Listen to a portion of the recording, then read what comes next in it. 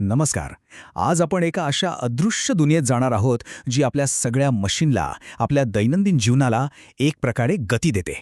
हो, आपण बोलतोय मेकॅनिकल गेअर्सबद्दल. हे ते अदृश्य शिल्पकार आहेत जे आपल्या डोळ्यांना दिसत नाहीत, पण प्रत्येक मशीनच्या आत राहून सगळं काही चालवत असतात. पण कधी विचार केलाय का की या मोठमोठ्या मशीन्समध्ये जी प्रचंड शक्ती तयार होते तिला इतक्या अचूकपणे कसं काय नियंत्रित केलं जात असेल? म्हणजे शक्ती निर्माण करणं वेगळं आणि तिला योग्य दिशेने, योग्य प्रमाणात वापरणं हे पूर्णपणे वेगळं कौशल्य आहे. उदाहरणच घ्यायचं झालं तर सेंटरलेथ मशीनचं बघा.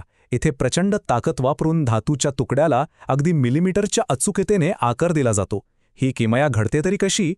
किंवा मग दुसरीकडे ऑइल पंपाचा विचार करा, जो दिवसाचे 24 तास न थांबता प्रचंड शक्तीने काम करत राहतो. या दोन्ही ठिकाणी शक्तीचं नियंत्रण इतकं परफेक्ट कसं साधलं जातं? तर या सगळ्याचं उत्तर दडलंय या साध्या दिसणाऱ्या पण तितक्याच प्रभावी दातेरी चाकांमध्ये, म्हणजेच गिअर्समध्ये. ओके, तर आजच्या भागात आपण काय काय बघणार आहोत?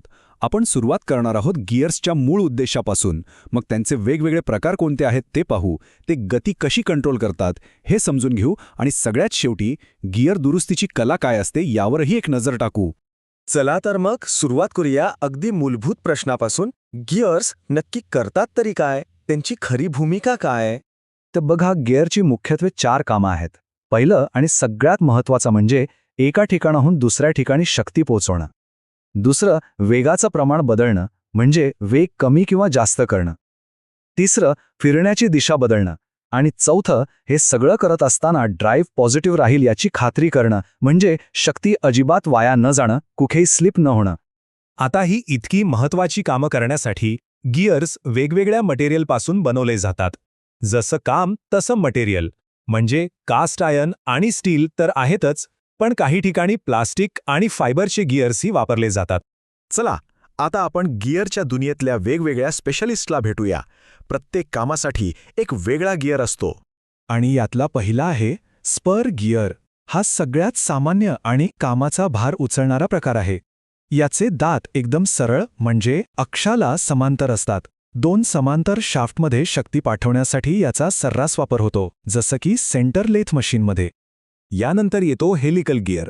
याचं वैशिष्ट्य म्हणजे याचे दात सरळ नसून तिरकस, म्हणजे एका विशिष्ट कोनात कापलेले असतात. आणि याच डिझाईनमुळे हे गिअर्स स्पर गिअरच्या तुलनेत खूपच शांत चालतात. म्हणूनच गाड्यांच्या गिअरबॉक्समध्ये प्रामुख्याने यांचाच वापर होतो. आता इथे बघा किती इंटरेस्टिंग आहे हे. दातांच्या कोनातल्या एका छोट्याशा बदलामुळे कामगिरीत किती मोठा फरक पडतो. हेलिकल गिअर शांत चालतो, हे खरं आहे, पण त्या तिरकस दातांमुळे एंड थ्रस्ट नावाचा एक साईड प्रेशर तयार होतो जो मॅनेज करावा लागतो. स्पर गिअर्समध्ये ही अडचण नसते. आता समजा शक्ती सरळ रेषेत नाही तर एका कोनात पाठवायची असेल तर तिथे कामाला येतो बेवेल गिअर. हँड ड्रिलर हे याचं उत्तम उदाहरण आहे. आपण हँडल गोल फिरवतो आणि ती फिरणारी गती 90 अंशाच्या कोनात ड्रिल बीटपर्यंत पोहोचते, ते या बेवेल गिअरमुळेच. आणि बेवेल गिअरचाच एक खास प्रकार म्हणजे मायटर गिअर. याचं काम एकच, 2 शाफ्ट्समध्ये अगदी अचूक परफेक्ट 90 अंशाचा कोन साधणं. बरं, आता जर वेग खूप मोठ्या प्रमाणात कमी करायचा असेल तर काय? तेव्हा वर्म आणि वर्म गिअरची जोडी वापरली जाते. यात एक स्क्रूसारखा दिसणारा वर्म असतो जो एका दातेरी चाकाला फिरवतो. या रचनेमुळे वेग प्रचंड कमी होतो आणि टॉर्क वाढतो. इंडेक्स हेडसारख्या मेकॅनिझममध्ये हेच वापरलं जातं. आता एक वेगळाच प्रश्न. फिरणाऱ्या चाकाची गती सरळ रेषेत कशी काय बदलता येईल? शक्य आहे का हे? हो, नक्कीच शक्य आहे. आणि याचं उत्तर आहे रॅक अँड पिनियन. ही एक भन्नाट यंत्रणा आहे. यात एक छोटा गिअर असतो ज्याला पिनियन म्हणतात आणि तो एका दातेरी पट्टीवर फिरतो जिला रॅक म्हणतात. पिनियन गोल फिरला की रॅक सरळ रेषेत पुढे मागे सरकतो. लेथ आणि ड्रिलिंग मशीनमध्ये हेच तंत्रज्ञान वापरलं जातं. तर आतापर्यंत आपण वेगवेगळे गिअर्स पाहिले. आता बघूया की यांचा वापर करून वेग कसा नियंत्रित केला जातो. यामागची जादू काय आहे? याचं उत्तर गिअरबॉक्समध्ये मिळतं. गिअरबॉक्समध्ये वेगवेगळ्या आकाराचे, म्हणजे दातांची संख्या वेगवेगळी असलेले अनेक गिअर्स असतात. आपण जेव्हा गिअर बदलतो तेव्हा खरं तर एका गिअरचं कनेक्शन तोडून दुसऱ्या गिअरला जोडतो. म्हणजे बघा, जेव्हा लहान गिअर मोठ्या गिअरला फिरवतो तेव्हा वेग कमी होतो, पण ताकद म्हणजे टॉर्क वाढतो. आणि याच्या उलट केलं की वेग वाढतो. सगळा खेळ दातांच्या संख्येचा आहे. गिअर्स इतके महत्त्वाचे आहेत, पण विचार करा, जर सततच्या वापरामुळे एखाद्या गिअरचा दात तुटला तर अख्खी मशीन थांबू शकते.